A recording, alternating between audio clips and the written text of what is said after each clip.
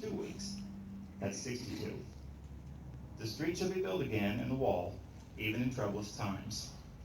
So we see the first part, these 490 years, would begin with the commandment to restore and to build Jerusalem. Now, as we spoke about earlier, God had promised after the time of the exile in Babylon, the Jews would be brought back to the land of Israel. And that promise began to be fulfilled in the book of 2 Chronicles 36, 22 and 23. It's the end of the book of 2 Chronicles. It says, "Now in the first year of Cyrus, king of Persia, that the word of the Lord spoken by the mouth of Jeremiah might be accomplished, the Lord stirred up the spirit of Cyrus, king of Persia, that he made a proclamation."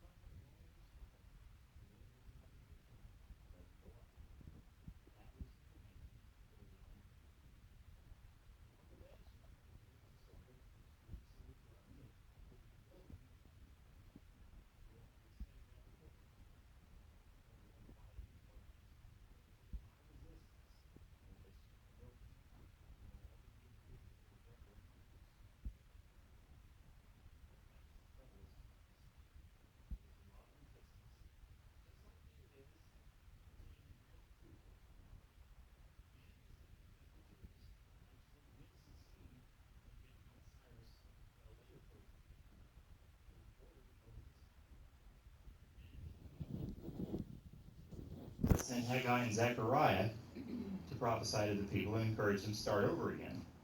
And finally, they did finish it.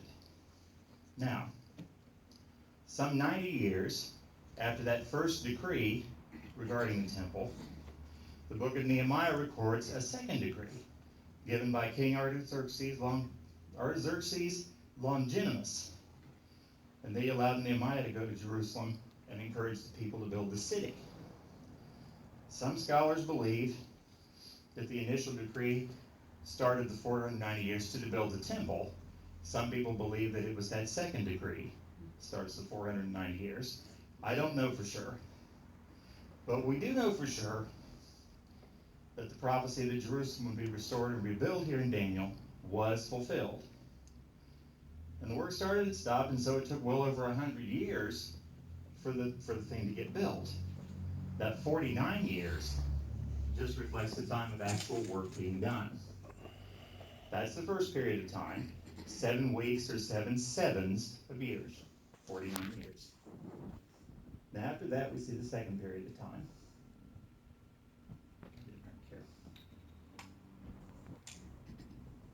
Threescore and 2 weeks shall Messiah be cut off, but not for himself.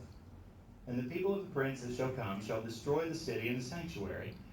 And the end thereof shall be with a flood, and unto the end of the war desolations are determined. So this second part of the time is 62 weeks of years, or 434 years. And this verse says that covers unto Messiah the Prince. That's, of course, Christ.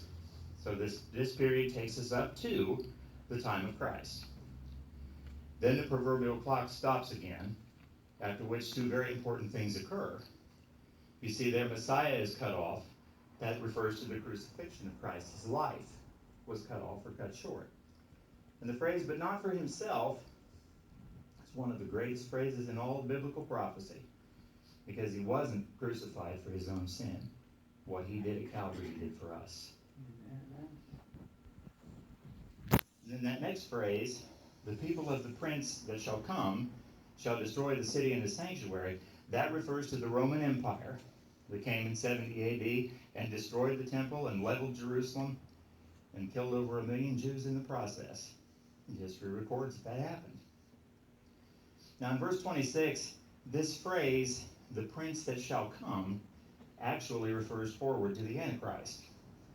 This event spoken of, where they came and destroyed Jerusalem, that happened in 70 A.D., and it was under the Roman Empire. But remember, when we studied Daniel's vision of the 4 beasts a few times back, these 4 beasts that represented future kingdoms that would come, the fourth of them was the Roman Empire. But it also had a prophetic reference to the Antichrist. There's a lot of prophecies in the Bible that have a near fulfillment and then an ultimate fulfillment later on. And this is the same thing here.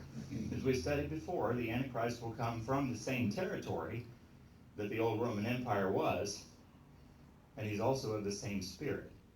That's the spirit of Antichrist. 1 John 4:3 speaks of that spirit, a rebellion against God, and it says that it's in the world. It's been working ever since the Garden of Eden. But that spirit of Antichrist will culminate in this physical man that we call the Antichrist.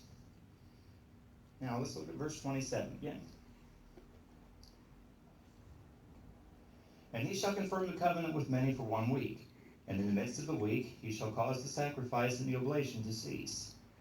And for the overspreading of abominations he shall make it desolate, even until the consummation, and that determined shall be poured upon the desolate.